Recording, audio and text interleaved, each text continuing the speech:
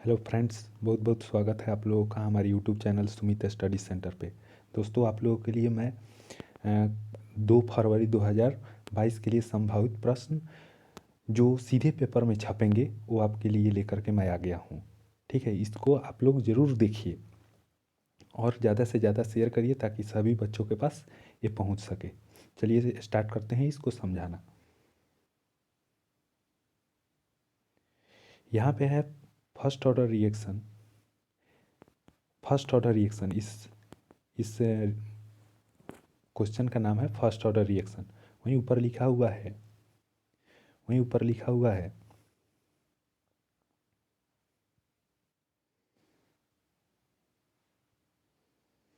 Expression of rate constant for the first order reaction.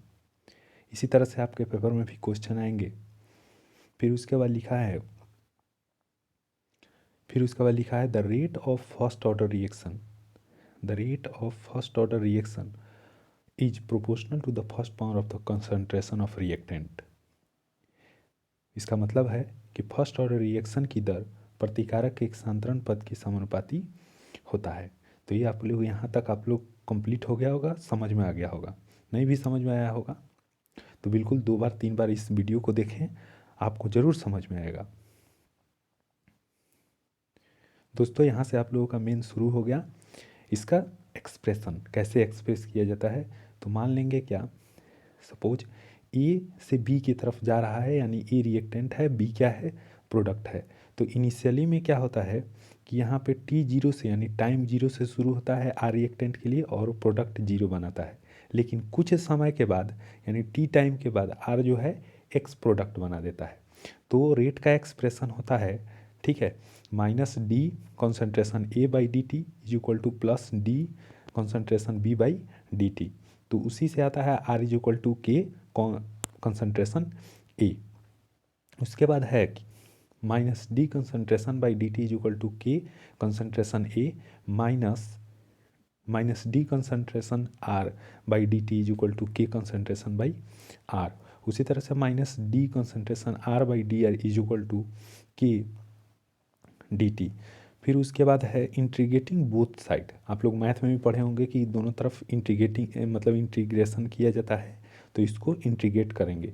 तो integrate करेंगे तो आप लोग 12th क्लास में पढ़े होंगे कि डी टी का इंटीग्रेशन किया जाता है तो वो हो जाता है टी, और जब कोई एक्स आता है तो उसका इंटीग्रेशन किया जाता है तो उसका लॉग एक्स हो जाता है, यानी 1/x का इंटीग्रेशन करेंगे तो लॉग एक्स हो जाएगा। सेम उसी तरह से यहाँ पे भी वही कॉन्सेप्ट है, कि यानी इंटीग्रेशन 1/x का होता है लॉग एक्स होता है। सेम उसी कंसेप्ट पे ये बनेगा। फिर उसके बाद नेक्स्ट आ जाइए, तो वहीं यहाँ पे आ गया है minus log E R naught is equal to K zero plus zero. तो उसी तरह से सी यहाँ पे दिख रहा है minus log E concentration R naught, यानी हम लिख देते हैं फ्रेश बिल्कुल, C is equal to minus log C मतलब आर कंसंट्रेशन जीरो। तो ये इक्वेशन यहाँ पे लिखा हुआ है। फिर उसके बाद आ जाइए कि minus log E concentration R is equal to K T plus C, equation first मान लेंगे इसको। फिर उसके बाद minus log E R constant is equal to K T plus minus log A. फिर उसके बाद K T is equal to K T, और फिर इस लॉग को क्या करेंगे कि इस साइड से इसको इस साइड लाएंगे, इस साइड ला देंगे तो K T is equal to log R naught by R हो जाएगा। तो K T is equal to L N, यानी लॉग का ही एक टर्म होता है, आर नॉट बाई आर हो जाएगा। तो K T is equal to 2.303 log R naught by R.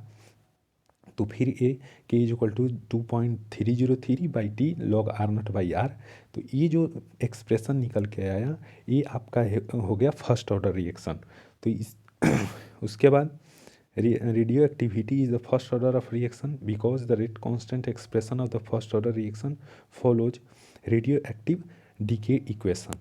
तो ये हो गया आप लोगों के लिए फर्स्ट ऑर्डर रिएक्शन। अब इसी में आएगा नेक्स्ट क्वेश्चन कि हाफ लाइफ टाइम के लिए यानी आवर्त अर्ध आवर्त काल के लिए आएगा कि हाफ लाइफ टाइम में उसको फर्स्ट ऑर्डर रिएक्शन दिखाना है। ठीक है, तो उसके लिए नेक्स्ट पेज पे आइए। यहाँ पे है half life time of the first order reaction. तो सेम वही जो वहाँ पे फर्स्ट ऑर्डर रिएक्शन का इक्वेशन आया है, उसी इक्वेशन को यूज करके हम लोग टी, जो यहाँ पे है टी, उस टी को हम टी हाफ में बदल देंगे। तो फिर उसके बाद आर जो है उसको R0/2 करेंगे, तो K T half is equal to क्या हो जाएगा 2.303 log R0/R0 इंटू 2। तो K T half is equal to 2.303 log 2। फिर उसके बाद के टी हाफ यहाँ पे 303 इंटू 0.301, ये log 2 का मान होता है, ये आप लोग भी जानते होंगे। फिर उसके बाद K T half is equal to 0.693 और T half is equal to 0.693/k। फिर उसके बाद यहीं आपका फर्स्ट ऑर्डर रिएक्शन आ गया हाफ लाइफ टाइम के लिए, हाफ लाइफ पीरियड के लिए। For the first order reaction of half life time does not depend on the initial concentration of reactant.